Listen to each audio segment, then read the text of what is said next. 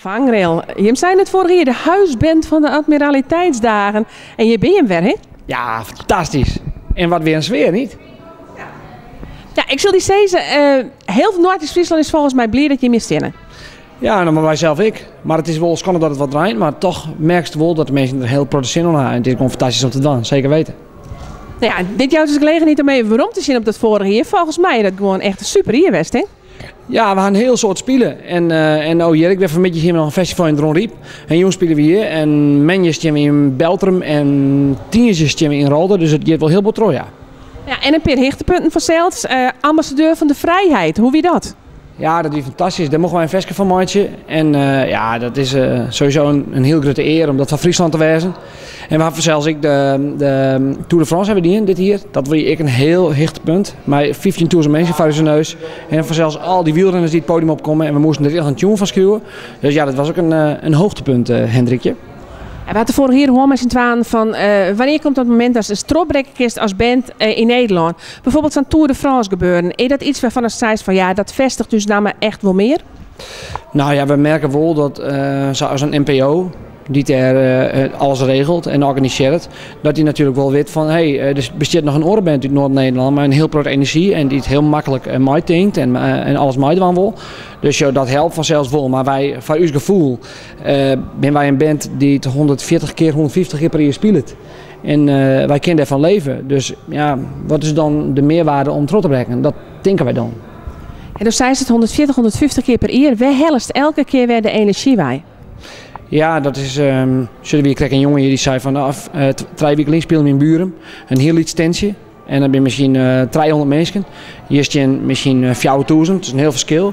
Maar toch krijgen we altijd weer de energie van het publiek. En ik denk dat dat wel het maakt dat we het elke keer weer opbrengen kunnen om zo'n show uit te gaan. De toekomst. Ja, het is een geheide vraag. In de toekomst, om niet tevreden naar de toekomst. Maar hoe zit hem?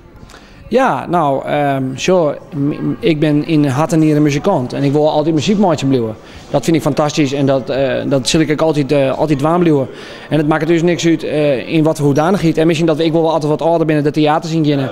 Maar van nou is het gewoon, de shows die we doen in de zomer en in de winter is gewoon fantastisch om te doen.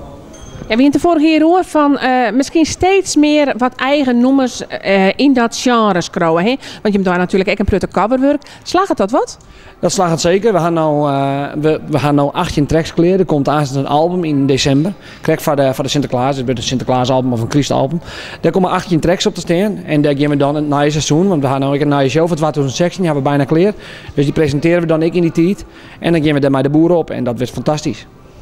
Ik vreeg ik kon een van de zangers hier, volgens mij wil Niels Geuzenbroek, maar waar zou toch graag eens een duet jongen willen. Ik wil hem ook eens zo'n die vregen, want ik had vorige keer net een die vregen volgens mij.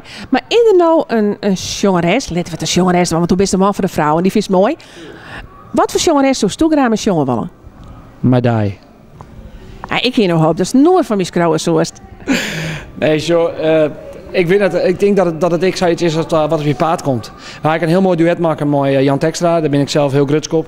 Maar ja, je weet het nooit. Weet je, als het op je paard komt, dan wist je nog maar brainpower. En maar Gert-Jan, dat is een super enthousiaste jongen. Misschien dat er daar ooit eens een keer van mij dwang in. En Ilse de Lange, ik had geen idee. Zo voor u is het heel belangrijk om muziek te maken.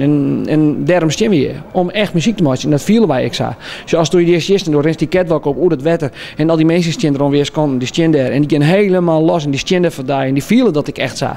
Ja, dat is echt het mooiste wat er is, Hendrikje. En er bestaat niks moois. Het is bijna nog beter dan seks. Dus die passie die u in eigenwijs straalt, die kist gewoon net zonder? Nee, ik ken ik net zonder spelen. Ik zou net weten, ik heb al zo'n uitdacht, als ik op de bank zit en ik kom thuis, wat maak ik nou als ik geen muziekmaatje meer ken zo. Dat zou ik verschrikkelijk vinden. Dus ik hoop dat ik dit nog in lengte van jaren wel maai. Nou, en wie hoopt het? En waar weet het volgende jaar weer, hè? 3 keer scheepsrecht, Hendrikje. Dus hoort hij maar weer al west in, ja.